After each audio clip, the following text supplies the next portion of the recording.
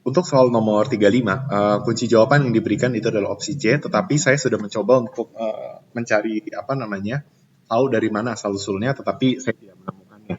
Eh, dan menurut saya seharusnya soal ini dianulir karena tidak, ini adalah soal pertama, ya, di mana kita disuruh mencari suatu komponen pendapatan tertentu, tetapi dia yang ditanya pendapatan perusahaan, ya, biasanya investasinya. Ini pendapatan perusahaan ini belum pernah ditanyakan sebelumnya, oke?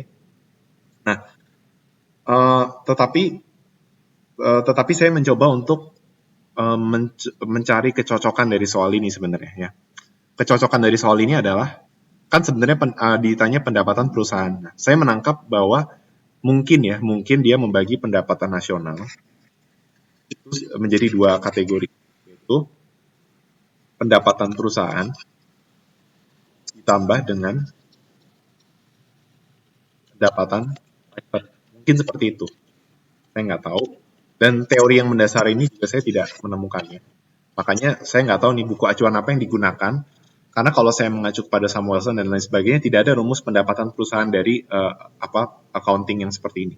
Oke, tapi saya mengasumsikan bahwa mungkin pendapatan nasional mereka dihitung dengan cara menjumlahkan pendapatan faktor produksi, dikurangi dengan pajak perusahaan, dikurang pajak individu, ditambah pengeluaran pemerintah, ditambah pembelanjaan rumah tangga, tambah tabungan, tambah pinjaman, tambah investasi, tambah ekspor, kurang impor.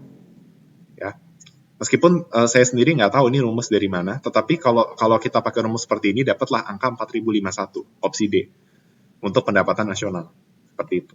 Nah, jadi saya kasih keterangan, kita sebenarnya tidak bisa mengetahui pendapatan perusahaan secara keseluruhan. Nah, kenapa? Karena pendapatan perusahaan itu kan nggak mencakup seluruh komponen konsumsi, investasi, sama pengeluaran pemerintah. Nah, kita tahu bahwa pendapatan nasional itu kan C plus I, ya pakai pendekatan agregat demand, ya, C plus I plus G plus X min M gitu ya. Ini pendekatan agregat demand. Kalau pakai agregat supply, rent tambah interest, tambah profit, tambah wages. Nah, informasi RIPW aja nggak ada di sini. Nah, kalau kita pakai pendekatan CIGXM, X min M, ini juga bukan pendapatan perusahaan. Kenapa? Karena misalnya contoh, saya ambil contoh salah satu komponen, pembelanjaan rumah tangga. Ini consumption. Ini ada yang masuk ke apa namanya, ke accountingnya pendapatan pribadi, ada juga yang ke pendapatan perusahaan. Pengeluaran pemerintah juga sama, ya. Misalnya pemerintah beli barang ke mana, ke perusahaan gitu kan. Gak semua ke perusahaan, tapi ada juga yang misalnya ke individu. Makanya aneh, pendapatan perusahaan itu saya belum pernah dengar istilah komponen pendapatan perusahaan. Jadi saya anggap soal nomor 35 ini bisa dibilang mungkin tebak-tebakan aja nanti. Gitu. Ya kalau memang ternyata salah, ya udahlah, salah satu soal sepertinya. Ya. Dan catatan dari saya soal ini salah kenapa?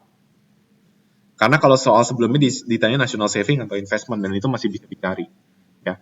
Dan saya hanya ingin menekankan untuk soal nomor 35 jawabannya C berdasarkan kunci jawaban, tapi saya pribadi akan memilih untuk apa namanya cap-cip-cup karena nggak ada dasarnya C bagi saya. Dan soal ini juga salah.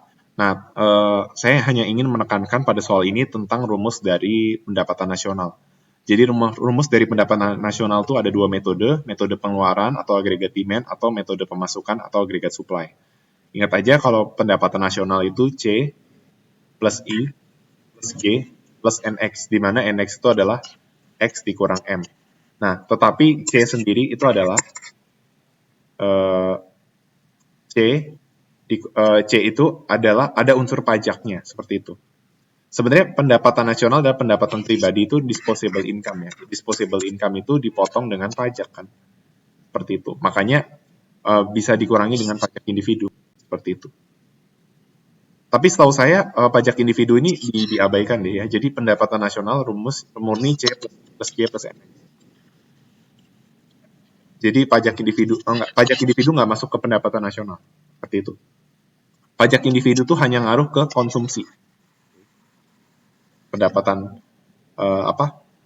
Pembelanjaan rumah tangga, pajak individu itu hanya terkait dengan konsumsi, seperti itu. Oke. Nah, kalau pakai pendekatan agregat supply ini rumus ya, pendapatan dari upah gaji, pendapatan dari sewa, pendapatan dari bunga, sama pendapatan dari keuntungan perusahaan atau perorangan itu dijumlahin semua. Oke.